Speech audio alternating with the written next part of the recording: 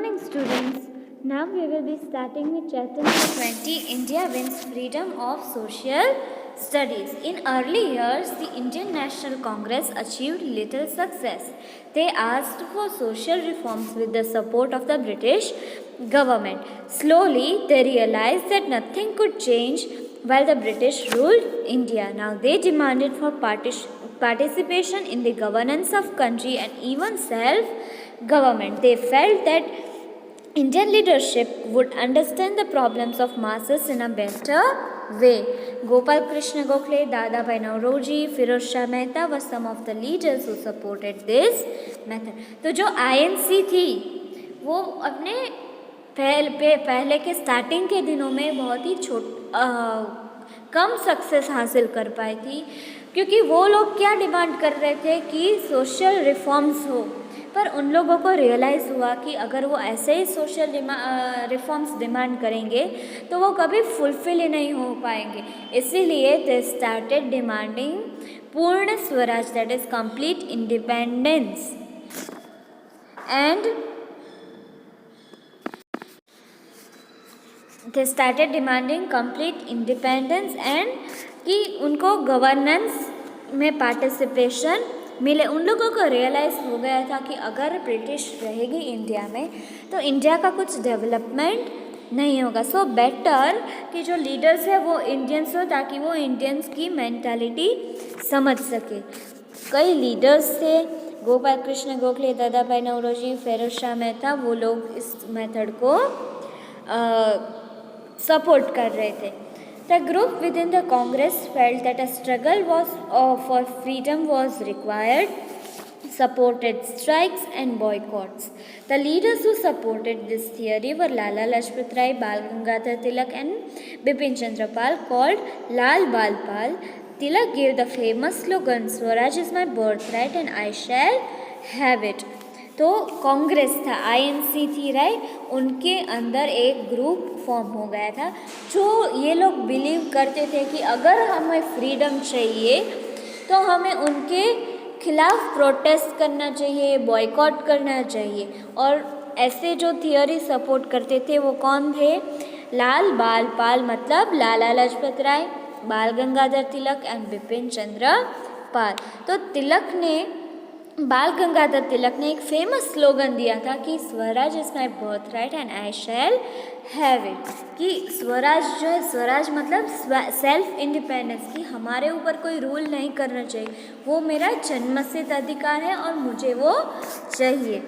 Now partition of Bengal, that is 1905, the British always followed the policy of divide and rule. तो हमें पता ही है कि Britishers जो थे वो डिवाइड एंड रूल करके जो पॉलिसी थी वही फॉलो करते थे. 1905 they partitioned the state of Bengal on religious lines. तो 1905 में जो बंगाल था उनको पार्टीशन कर दिया था, मतलब 2 पार्ट्स में बांट दिया था. पहले अभी जो वेस्ट बंगाल है, इंडिया में जो वेस्ट बंगाल है, and Bangladesh, that Bangladesh was a part of India, Bangladesh was a part of Bengal. फिर ये ब्रिटिशर्स ने ये रिलीजियस लाइन ड्रॉ करके इन दोनों को अलग कर दिया था. The British said that this partition would make administration easy. उन लोगों ने क्या बोला कि जो एडमिनिस्ट्रेशन है, मतलब कि उनको हैंडलिंग करना वो इजी पड़ जाएगा, पर ये सही नहीं था. But it was not true. They wanted to divide the Hindus against the Muslims. तो उन लोगों को हिंदूज और मुस्लिम्स के बीच में दीवार करनी थी. The Congress was against this and showed it's anger by starting Swadeshi and boycott movements. As a result, the British were forced to reunite it in 1911. तो कांग्रेस को ये बिल्कुल पसंद ही नहीं आया और उनको इसके अगेंस्ट स्वदेशी और बॉयकॉट मूवमेंट स्टार्ट किया, और इन मूवमेंट्स की वजह से ब्रिटिशर्स को रीयूनाइट करना पड़ा 1911 में. Now Swadeshi and boycott movements. With Swadeshi and boycott movements, the Indian goods became popular again, Swadeshi means of one's own country and boycott means to refuse or say no. So हम स्वदेशी और boycott movements follow करने लगे सब। जो Indian people थे वो India में बनाई हुई गुड्स ही यूज़ करते थे और बाहर की जो गुड्स थी स्पेशली ब्रिटिशर्स गुड्स उनको ना बोल दिया। स्वदेशी का मतलब क्या होता है? अपने कंट्री का, और बॉयकॉट मीन्स कि हमें ना बोलना है उस चीज़ को, कोई भी चीज़ को। So this movement meant saying no to foreign goods and buying things of one's own country.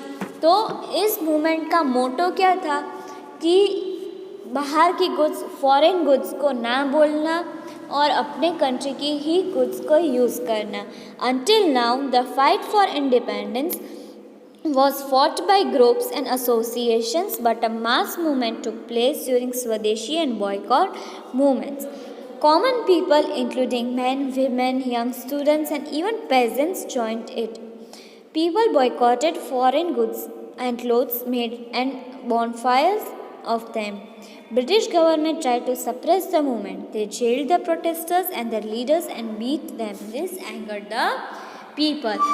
So अभी पहले क्या था कि इंडिपेंडेंस की जो लड़ाई थी वो कोई ग्रुप्स या तो एसोसिएशन जैसे कि आईएनसी मतलब कि इंडियन नेशनल कांग्रेस से लड़ रही थी। पर स्वदेशी और बॉयकॉट मूवमेंट्स में क्या हुआ कि जो पूरा मास है इंडिया का वो सब यूनाइट हो गए। फिर जो गुड्स थे फॉरेन गुड्स उनको जलाकर राख कर दिया और इसमें young students, man, women, children सब लोग ज्वाइन हुए। ब्रिटिश गवर्नमेंट ने बहुत ट्राई की कि ये मूवमेंट है उसको सप्रेस किया जाए। सप्रेस मतलब स्टॉप किया जाए। इसीलिए उन लोगों ने क्या किया, जो लीडर्स थे उनको मारा पीटा, जेल में डाल दिया और इसकी वजह से जो कॉमन पर्सन्स थे उनका जो एंगर लेवल था वो बहुत ही बढ़ गया। I hope that you have understood till here. Thank you.